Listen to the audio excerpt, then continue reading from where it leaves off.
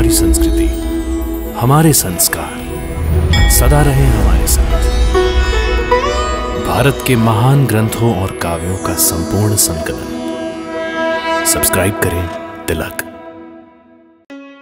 प्रार्थना की खुशबू, cycle pure अगरबत्ती।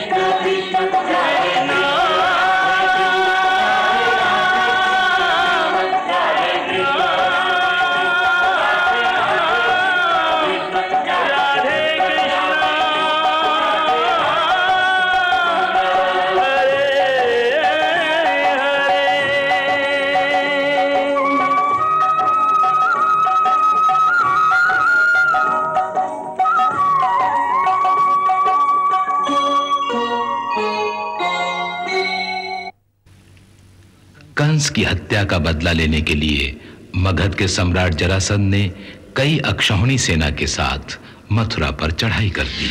परंतु हम केवल मथुरा की सेना का ही नाश नहीं करना चाहते, बल्कि समस्त मथुरा वासियों की हत्या करना चाहते हैं। हत्या।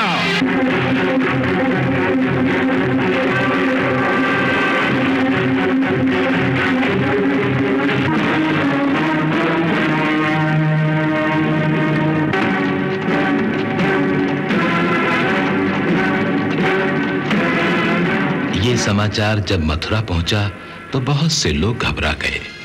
उस समय श्री कृष्ण ने सबको अपना अपना धर्म समझाया कि जो योद्धा पहले से ही परिणाम की सोचकर युद्ध क्षेत्र में जाता है वो युद्ध में कभी जीत नहीं सकता।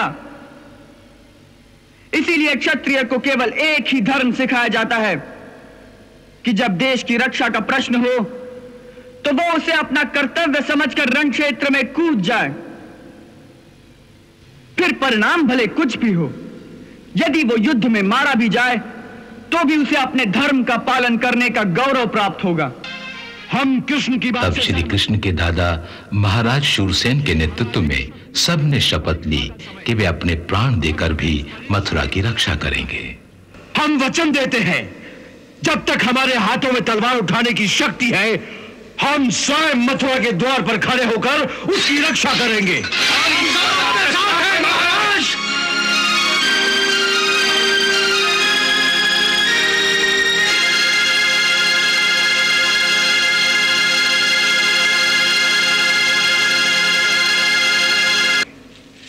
वहां यह भी निर्णय किया गया कि इस संकट की घड़ी में धृतराष्ट्र से सैनिक सहायता मांगी जाए। फिर भी यदि आज्ञा हो तो एक और प्रार्थना करूं महाराज। अवश्य। हस्तिनापुर में आपकी पुत्री और कुमार वसुदेव की बड़ी बहन महारानी कुंती भी रहती हैं। मुझे विश्वास है कि यदि हम उनसे सहायता की प्रार्थना करें तो इस संकट में अवश्य वो हमारी मदद करेंगे। उसके लिए सेनापति अक्रूर को भेजा गया। सेनापति अक्रूर। जी महाराज। आप इसी समय हस्तिनापुर के लिए प्रस्थान करें और शीघ्र लौटकर हमें उनके निर्णय से अवगत कराएं। जैसी आपकी आज्ञा महाराज।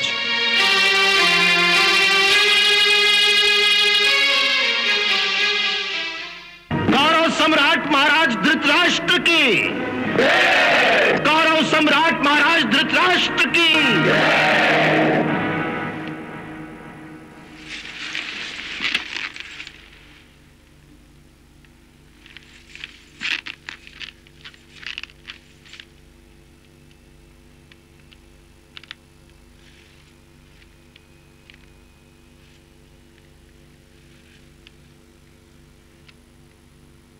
महाराज, मथुरा नरेश महाराज उग्रसेन की ओर से एक विशेष संदेश लेकर उनके राजदूत आपकी सेवा में उपस्थित हुए हैं।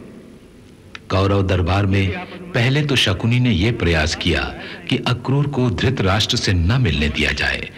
क्षमा करें महाराज,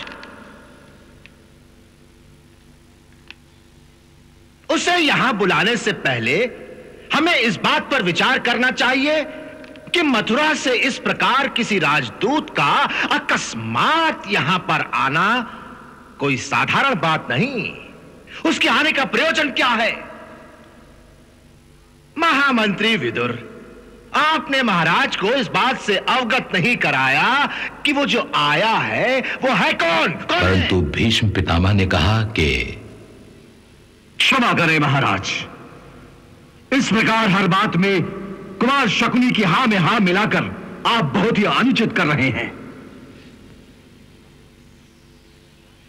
अरे, राज्य सभाओं की अपनी एक मर्यादा होती है, वहां राजदूतों को इस प्रकार तिरस्कृत नहीं किया जाता, भले ही वो शत्रु के ही भेजे हुए क्यों ना हो। इसलिए मेरी यही प्रार्थना है कि अक्रूर जी को राज्यसभा में आने का अवसर दिया जाए। अच्छी बात है, उन्हें सम्मान पूर्वक लाया जाए। जो आज्ञा महाराज।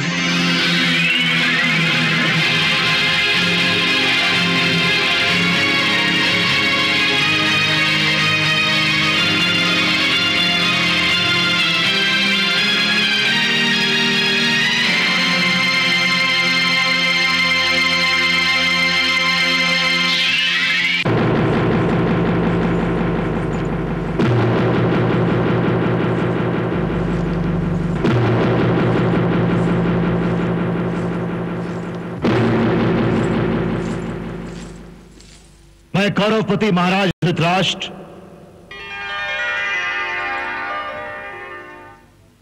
परम पूज्य भीष्म पितामह,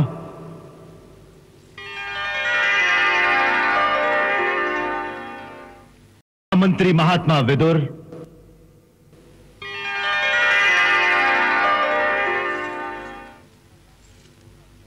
धनुर्सम्राट गुरु द्रोणाचार्य,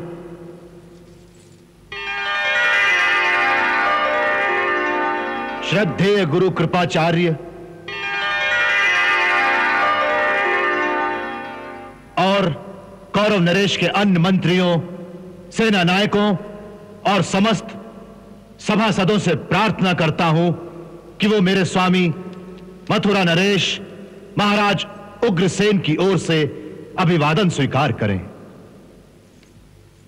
अक्रूर जी,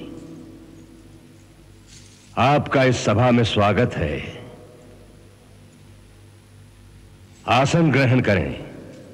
महाराज, इस अनुग्रह के लिए बहुत बहुत धन्यवाद, किंतु क्षमा करें महाराज, इस समय मैं आसन नहीं ग्रहण कर सकता। क्यों? क्योंकि महाराज, इस समय मैं आपसे कुछ मांगने आया हूं और मांगने वाला अपने दाता के सामने आसन पर नहीं बैठ सकता। हम आपकी वाक्पटुता से प्रसन्न हुए। कहिए, आपके यहां पधारने का क्या कारण है? महाराज, मैंने कहा ना कि मैं कुछ मांगने आया हूं। क्या मांगने आए हैं? सहायता।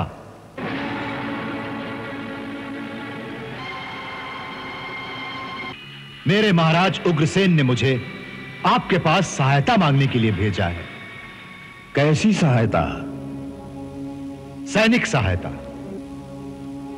सैनिक सहायता? हम कुछ समझे नहीं। महाराज, इस समय मथुरा पर एक भीषण संकट मंडरा रहा है। मगध नरेश जरासंध एक विशाल सेना के साथ मथुरा की ओर बढ़ रहा है। वो मथुरा का विनाश करना चाहता है। उसने प्रतिज्ञा की है कि वो मथुरा में बूढ़े, बच्चे, स्त्री, पुरुष, किसी भी प्राणी को जीवित नहीं रहने देगा।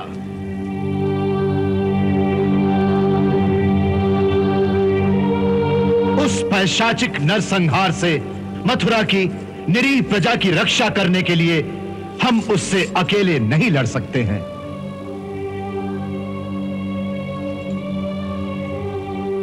इसलिए महाराज उग्रसेन ने मुझे आपकी सेवा में यह प्रार्थना करने के लिए भेजा है कि इस धर्म युद्ध में आप हमारी सहायता कीजिए, क्योंकि संकट में घिरे पड़ोसी राज्य की रक्षा करना परम धर्म माना जाता है।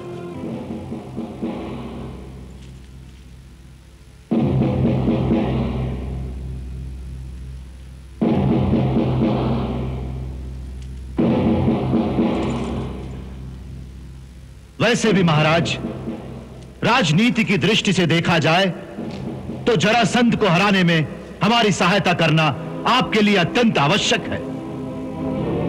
क्यों? क्योंकि यदि जरासंध ने मथुरा पर अधिकार कर लिया तो उसके राज्य की सीमाएं आपकी सीमाओं को छूने लगेंगी। इसका अर्थ यह है कि यह एक विशाल शक्ति आपके सिर पर चढ़ जाएगी। इससे किसी समय भी आप भी स्वयं संकट में पड़ सकते हैं।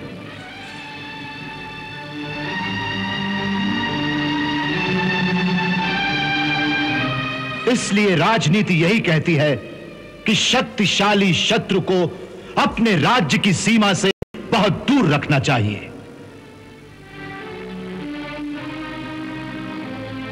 महाराज, मुझे पूर्ण विश्वास है कि आपके परम बुद्धिमान मंत्रीगण और आपके परम तेजस्वी शूरवीर महारथी जो इस सभा में बैठे हैं, वो मेरी बात का अनुमोदन करें।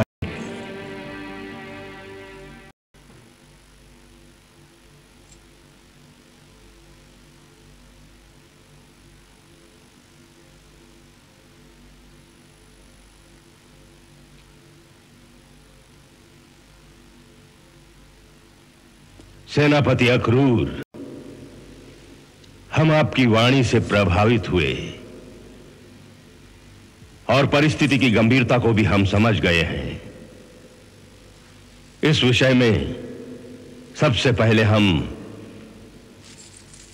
तातश्री का मत जानना चाहते हैं।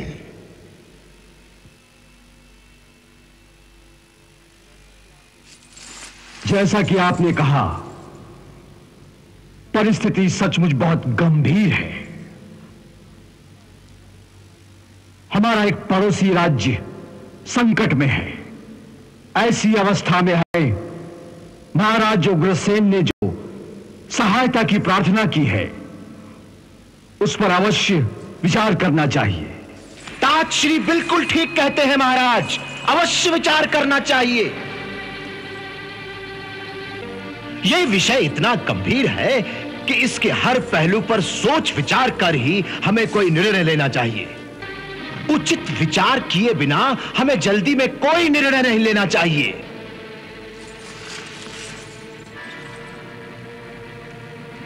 सेनापति अक्रूर ने तो हमें केवल एक ही धर्म समझाने की कोशिश की है, पड़ोसी राज्य का धर्म। परंतु हमें तो यह भी देखना पड़ेगा कि हमारे और भी क्या धर्म हैं, जैसे आत्मरक्षा का धर्म।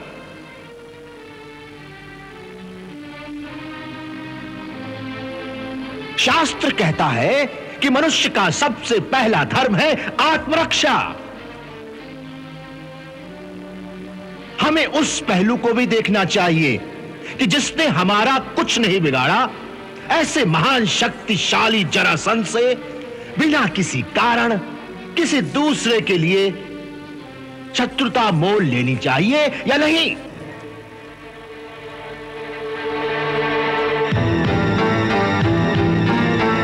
महाराज, राजनीति तो यह भी कहती है कि शक्तिशाली से मित्रता रखो, मित्रता। इससे तुम्हारी भी शक्ति बढ़ेगी। हां,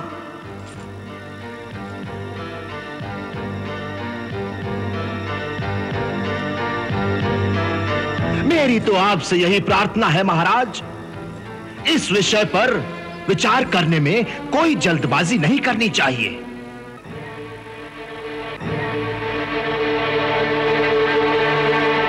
ताजश्री ने जैसा कहा है उस पर अवश्य विचार करिए। हां,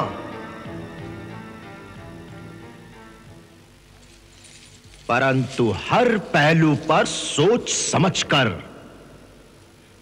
और उसके लिए आपको समय चाहिए महाराज, समय। हां,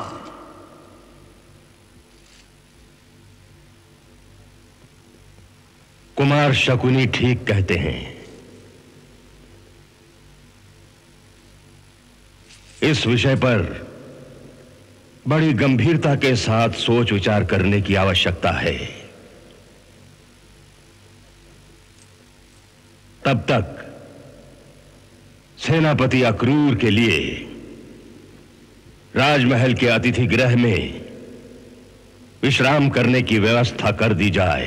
अरे अतिथि गृह में क्यों महाराज? इनको तो राजमहल में ठहराना चाहिए। अब जब ये हस्तिनापुर आए हैं तो इन्हें महारानी कुंती से भी मिलना होगा और पांडुपुत्रों को भी अवश्य देखना होगा। हां,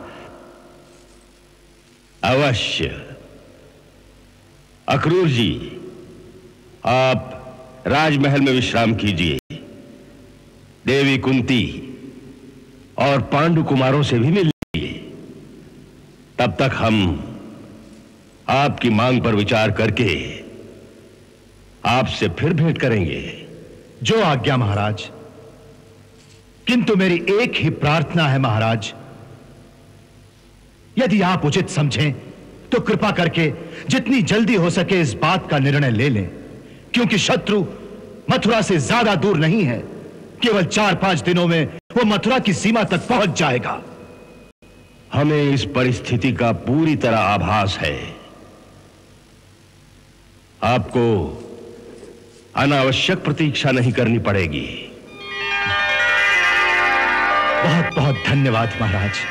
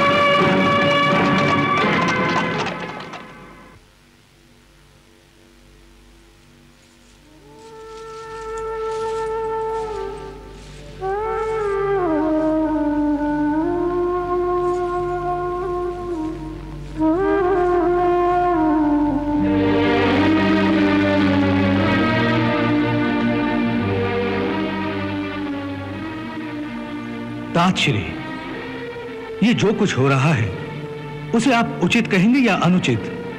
अनुचित, सरासर अनुचित।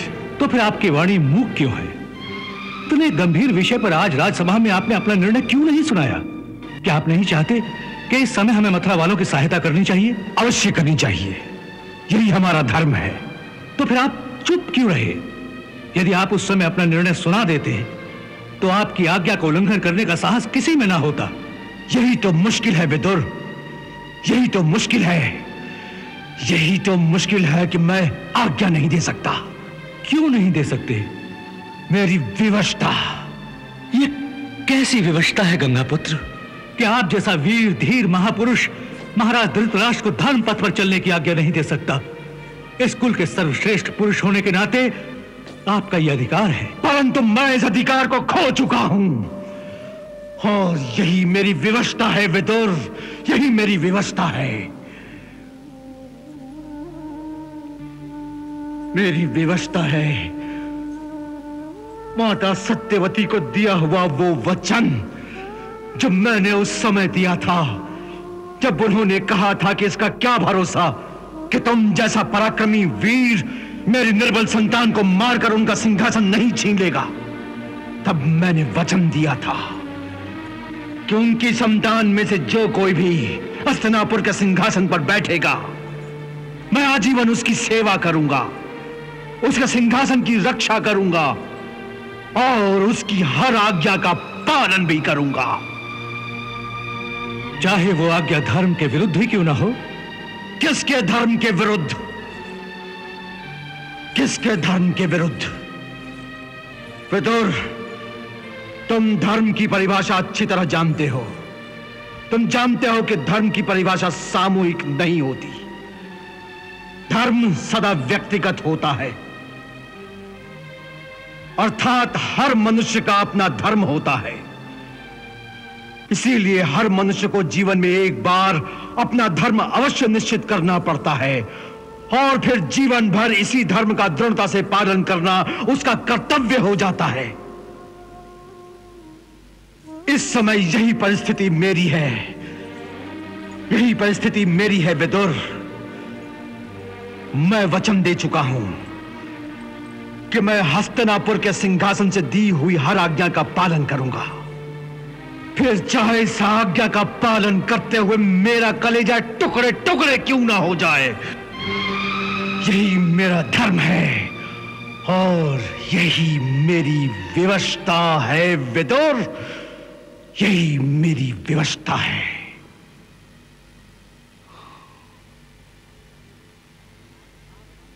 ठीक है, आप आज्ञा नहीं दे सकते, परंतु परामर्श तो दे सकते हैं। परामर्श अवश्य दे सकता हूं। परामर्श देने की मैंने चेष्टा अवश्य की थी, किंतु शकुनी ने मेरी बात काटकर बहस का रुख ही बदल डाला और धृतराष्ट्र के दोनों कान तो केवल शकुनी की आवाज को सुनते हैं और किसी की आवाज उनके कानों तक नहीं पहुंचती। तुमने देखा नहीं विदुर, तुमने देखा नहीं शकुनी ने किस प्रकार मेरी बात को तोड़ मरोड़ कर उसका अर्थ ही बदल दिया। परंतु तुम तो उनके महामंत्री हो, इस अधिकार से तुम उन्हें अब भी राजनीति के अनुसार उचित परामर्श दे सकते हो। मैं महामंत्री तो हूं, परंतु आप जानते हैं कि मेरी वहां क्या परिस्थिति है। एक, मैं उनका छोटा भाई हूं और दूसरी ये, मैं एक दासी पुत्र हूं, इसलिए उनकी दृष्टि में मेरी किसी बात का कोई महत्व नहीं होता। महत्व को भूल जाओ, अपने कर्तव्य को मत भूलो। जब तक महामंत्री के पद पर बैठे हो, तुम्हारा कर्तव्य है कि राजा को राजनीति का वो मार्ग दिखाओ जो धर्म के प्रकाश से आलोकित हो, उसे अधर्म के अंधेरे में जाने से रोको विदुर, अधर्म के अंधेरे में जाने से रोको। तात, जिस राजनीति को शकुनी जैसे राहु का ग्रहण लगा हो, वहां प्रकाश कैसे होगा? वहां तो अंधकार ही अंधकार होगा। कौरव वंश में आज राजनीति नहीं, पुत्र नीति का जोर है और मुझे भय है कि एक दिन यह पुत्र नीति इस वंश का दुर्भाग्य सिद्ध होगी।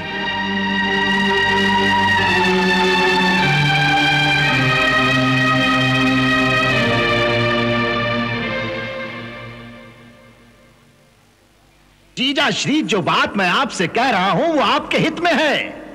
आप उस दासी पुत्र विदुर की बातों में मत आइए। जो राजनीति वो आपको सिखा रहा है वो कदाचित आपके हित में नहीं है।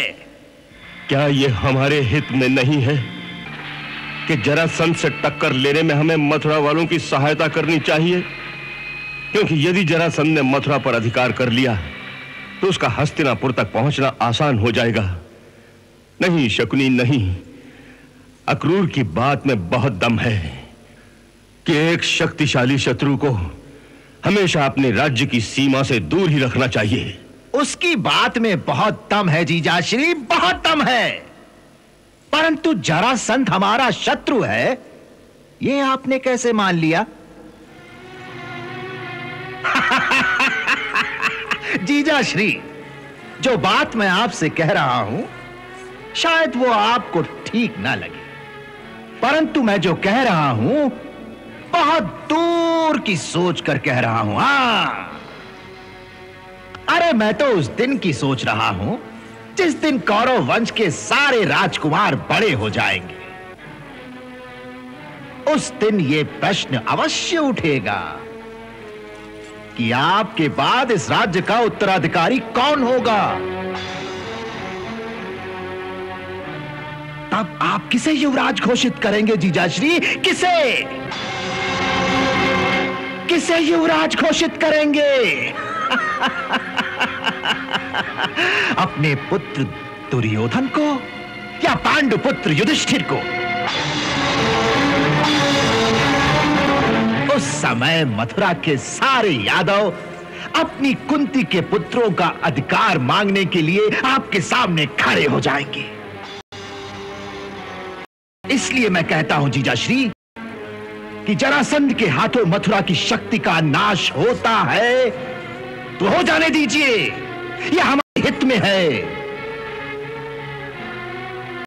ना बजेगा बांस और ना बजेगी बांसुरी, फिर देखेंगे कि कुंती किसके बलबूते पर आपसे अपने पुत्रों का अधिकार मांगती है। हाँ, प्रजा के बलबूते पर। प्रजा जानती है कि युधिष्ठिर दुर्योधन से बड़ा है। अरे यही तो दुर्भाग्य है गांधारी, यही दुर्भाग्य है। दुर्भाग्य तो है। मैंने भी बहुत चाहा था कि यदि नयनहीन होने के कारण मेरे पति को यह राज्य नहीं मिला तो कम से कम नई पीढ़ी का ज्येष्ठ राजकुमार मेरी कोख से जन्म ले, ताकि बड़ा होने के नाते इस राज्य पर उसका अधिकार माना जाए।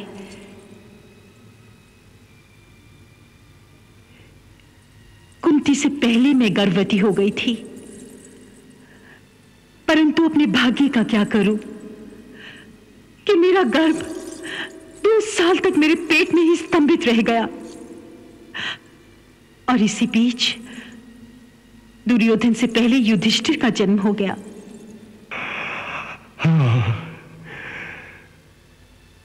सचमुच ये कितना बड़ा दुर्भाग्य है। सो जब भाग्य में ही नहीं लिखा है तो उसे चुपचाप सह लेना चाहिए। इसीलिए कहती हूं भैया कि दुर्भाग्य से लड़ने के लिए इन्हें अधर्म का मार्ग ना दिखाओ। अरे ये धर्म अधर्म की व्याख्या तुम कब से करने लगी गांधारी? तुम कब से करने लगी? दुर्भाग्य को चुपचाप सहना कायरों का धर्म है। राजनीति का धर्म तो यह है कि दुर्भाग्य के कारण को ही मिटा देना चाहिए। अर्थात आवश्यकता पड़ने पर पांडु पुत्रों को ही मिटा दिया जाएगा। नहीं, यह धर्म है, यह न्याय है, ये पाप है महाराज। मेरे अंतर में भी इस बात का दुख है कि मेरा पुत्र राजा नहीं बन सकता।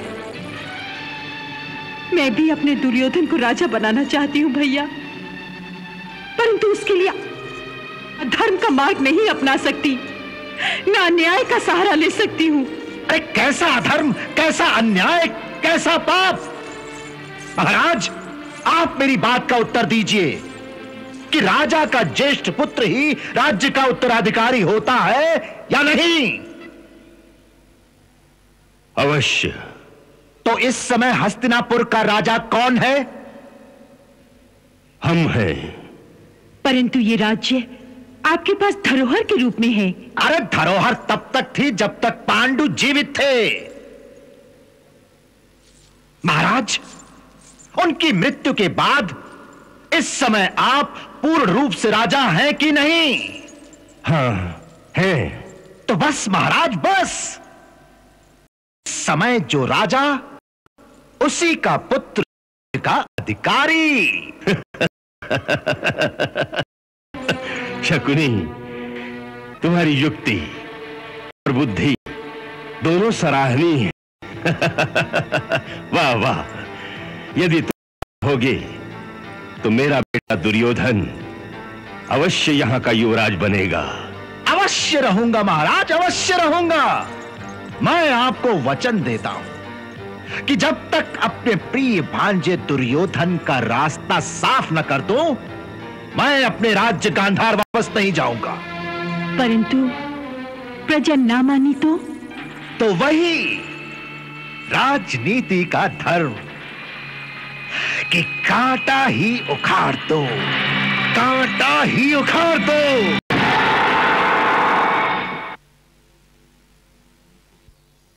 आपको श्री कृष्ण ने स्वयं अपने वास्तविक भगवान रूप के दर्शन कराए। वाह, आप धन्य हैं अक्रूर जी। हम जैसे प्राणी तो आपके दर्शनों से ही कृतार्थ हो जाएंगे। जी चाहता है यदि आप आज्ञा दें तो आपके चरण धोकर उनका चरणामृत पी लूं। अरे ये आप क्या कहते हैं महात्मा विदुर? भक्त लोग एक दूसरे का चरणामृत नहीं लेते। वो तो आपस में मिलकर प्रभु की लीलाओं का गुणगान करते हैं, उसमें उन्हें आनंद आता है। फिर आप तो एक महान आत्मा हैं। एक बार कौरव वंश की बात चलने पर आपके बारे में श्री कृष्ण ने स्वयं मुझे बताया था कि महात्मा विदुर तो धर्म, नीति और न्याय की मूर्ति हैं। इसीलिए आपको इसका अधिकारी समझकर ही मैंने अपने उस दिव्य अनुभव का वृतांत सुनाया है। आपने बड़ी कृपा की अक्रूर जी। बस अब मेरी एक ही प्रार्थना उन तक पहुंचा देना कि अपने इस दीन भक्त के सुध कभी ना बिसराएं। कर्तव्य के जिस कांटों भरे मार्ग पर मैं आज चल रहा हूं, उसमें वो सदैव मेरा मार्गदर्शन करती रहे। बस अब तो मैं उन्हीं की शरण में हूं। जो उनकी शरण में चला जाता है विदुर जी, फिर वे उसका हाथ कभी नहीं छोड़ते। उन्होंने तो मुझे यह भी कहा था कि मृत्यु लोक छोड़ने से पहले आपको ब्रह्म ज्ञान की प्राप्ति भी होगी।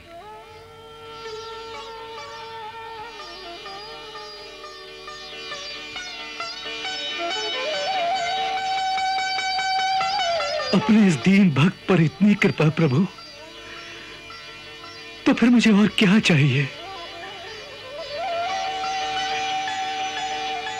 बस अब तो केवल दर्शनों की लालसा मन में है। देखें वो कब पूरी करते हो। अक्रूर जी, मुझे विदुर ने आपके दिव्य अनुभव का सारा वृतांत सुना दिया है। जिसे स्वयं भगवान के साक्षात दर्शन प्राप्त हो, ऐसे प्राणी का दर्शन तो बड़े भाग्य से प्राप्त होता है। परंतु आप तो स्वयं एक देव पुरुष हैं तात। मैंने कई बार भगवान श्री कृष्ण के मुखार विंद से आपकी प्रशंसा सुनी है। वो आपका बहुत आदर करते हैं तात। आदर नहीं अक्रूर जी, आदर तो उसका किया जाता है जिसमें कोई गुण हो। मुझ जैसे निर्गुण पर उनका ये स्नेह एक ही बात सिद्ध करता है कि वो अकारण ही दयालु हैं। किसी का गुण अवगुण देखकर कृपा नहीं करते। ये विनय आपको ही शोभा देती है तात। अन्यथा आपकी महानता को संसार में कौन नहीं जानता। ये जो आपके मन में भगवान श्री कृष्ण के प्रति अगाध भक्ति है, वही आपका सबसे बड़ा गुण है तात। परंतु ये भक्ति भी मैंने अपने पराक्रम से नहीं पाई अक्रूर जी। ये तो मेरी परम पूजनीय माता का वरदान है। वास्तव में मैं श्री कृष्ण के भगवत स्वरूप को पहचानता ही नहीं था। वो तो मेरी माता ने मुझे उनके वास्तविक स्वरूप का ज्ञान कराया, तो मुझे पता चला कि श्री कृष्ण कौन है। आपकी माता? हाँ, मेरी माता। वास्तव में अन्याय, अधर्म और कुटिलता के जिस वातावरण में मैं इन दिनों जी रहा हूं, उसमें कभी कभी बड़ी घुटन होने लगती है। तब मैं सांत्वना पाने के लिए अपनी मां गंगा के श्री चरणों में जाकर चुपचाप बैठ जाता हूं। ऐसे ही एक अवसर पर मैं दुखी मन के साथ बैठा कुछ सोच रहा था।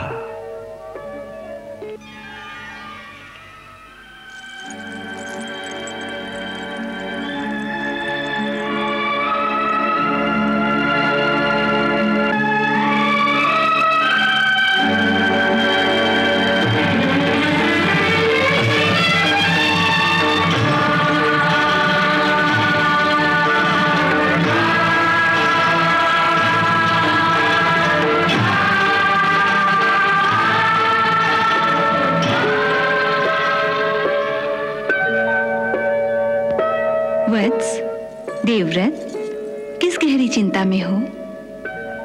मैया, धर्म का मार्ग स्पष्ट दिखाई नहीं देता है। क्या करूं, किसका साथ दूं? इसी धर्म संकट में हूं। वत्स, अपने धर्म का मार्ग तो तुम स्वयं ही निश्चित कर चुके हो। जो भीष्म प्रतिज्ञा तुमने की थी, उसी प्रतिज्ञा का पालन करना ही इस जीवन में तुम्हारा एकमात्र धर्म है। यही तुम्हारी विवशता है, फिर दुविधा कैसी? मैं अपनी दुविधा को जानता हूं माता। फिर भी जब मन कई बार व्याकुल हो उठता है, तब सांत्वना पाने के लिए आपकी गोद में आने को जी करता है, तो यहां चला आता हूं।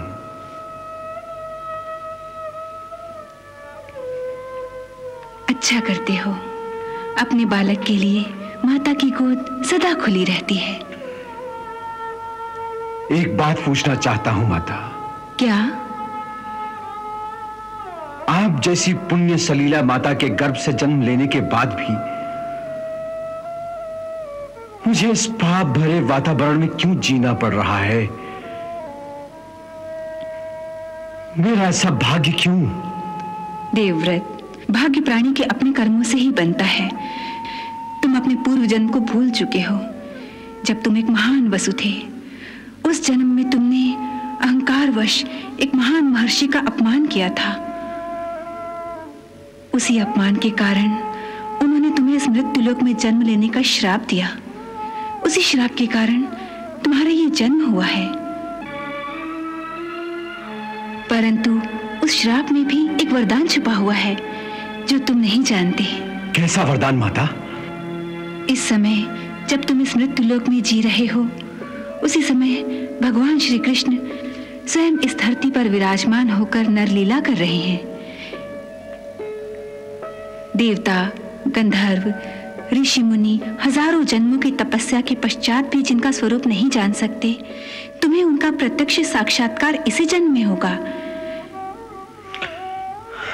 इससे बड़ा सौभाग्य और क्या हो सकता है?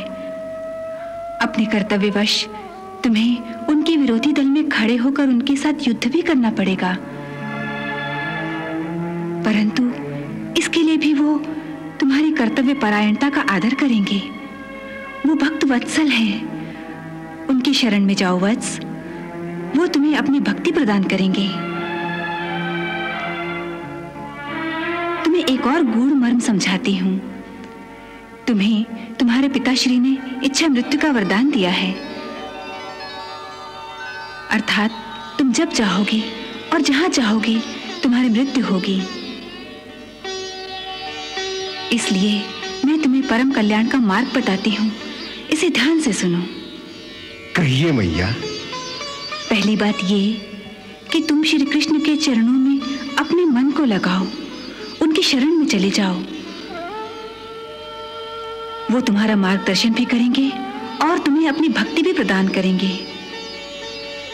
जी, और दूसरी गूढ़ बात यह है कि अंत में जब तुम यह शरीर छोड़ने का निर्णय करो तो तुम इस शरीर को उसी समय त्यागना जब श्री कृष्ण तुम्हारे सम्मुख खड़े हों। बस ऐसा करते ही तत्काल तुम्हें मोक्ष की प्राप्ति होगी।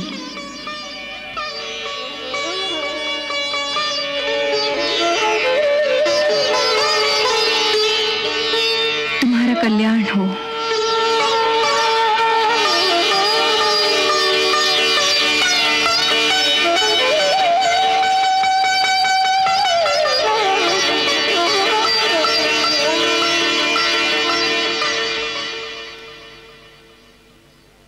तब से जब भी मन में कोई दुविधा उत्पन्न होती है, मैं पूजा में बैठकर श्री कृष्ण का चिंतन करता हूं। दर्शन तो नहीं होते, परंतु हृदय मंडल में उनका आदेश गूंजने लगता है। वो सदा एक ही बात कहते हैं कि निष्काम भाव से अपना कर्तव्य करते रहो, बस। हाँ तात, यही आदेश है उनका हम सब के लिए। मैंने देखा है वो कभी नहीं चाहते कि हम उनके आश्रय बैठकर अकर्मण्य हो जाएं। उनका कहना है कि मानव को अपना धर्म और अपना कर्तव्य निभाने का पूरा यत्न अंत तक करते रहना चाहिए। यहां आते हुए उन्होंने मुझे यही कहा था कि कर्तव्य के अनुसार अपना कर्म अवश्य करो, फल की चिंता क्यों करते हो? हाँ, वो जानते होंगे कि आपका यहां आना सफल नहीं होगा। अवश्य जानते होंगे, अवश्य। उनकी बातों में यही इशारा था कि हस्तिनापुर से हमें सहायता नहीं मिलेगी। फिर भी देखते हैं कि आज शाम महाराज क्या उत्तर देते हैं। वो जो उत्तर देंगे वो मैं जानता हूं अक्रूर जी, वो मैं जानता हूं।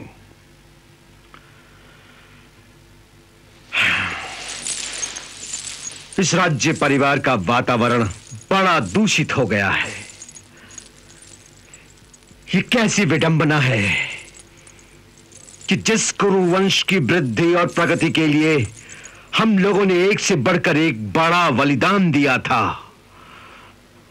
आज उस महान परिवार में राज्य सत्ता के लोभ ने भाई को भाई का शत्रु बना दिया है। लोभ और फिर राज्य सत्ता का लोभ मनुष्य को इतना अंधा बना देता है कि वो ये भी भूल जाता है कि परिवार की एकता में कितनी शक्ति है। इस परिवार के पास क्या नहीं था, क्या नहीं था इस परिवार के पास। उधर महाराज धृतराष्ट्र के 100 पुत्र, एक से बढ़कर एक वीर महाबली मिलकर आक्रमण करें तो सारी धरती कांप जाए। उधर महाराज पांडु के 5 पुत्र, 5 देवताओं की संतानें, एक और दुर्योधन जैसा बलवान साहसी पराक्रमी महारथी और उसके शक्तिशाली भाई, तो दूसरी ओर अर्जुन जैसा दिव्य धनुर्धर जो अलौकिक शक्तियों का स्वामी है, और महाबली भीम। मैं इन राजकुमारों को एक साथ इकट्ठे होकर गुरु द्रोण के आश्रम में शस्त्र विद्या का प्रदर्शन करते देखकर सपने देखा करता था। मैं सपने देखा करता था कि धर्मात्मा राजा युधिष्ठिर के अधीन जब अर्जुन और दुर्योधन जैसी शक्तियां मिलकर काम करेंगी तो हस्तिनापुर का साम्राज्य समुद्र से समुद्र पर्यंत एक छत्र राज्य हो जाएगा, और हस्तिनापुर का राजा सारी धरती का सम्राट होगा।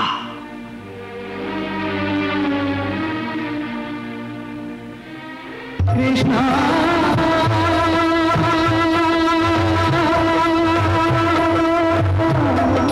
हरे कृष्णा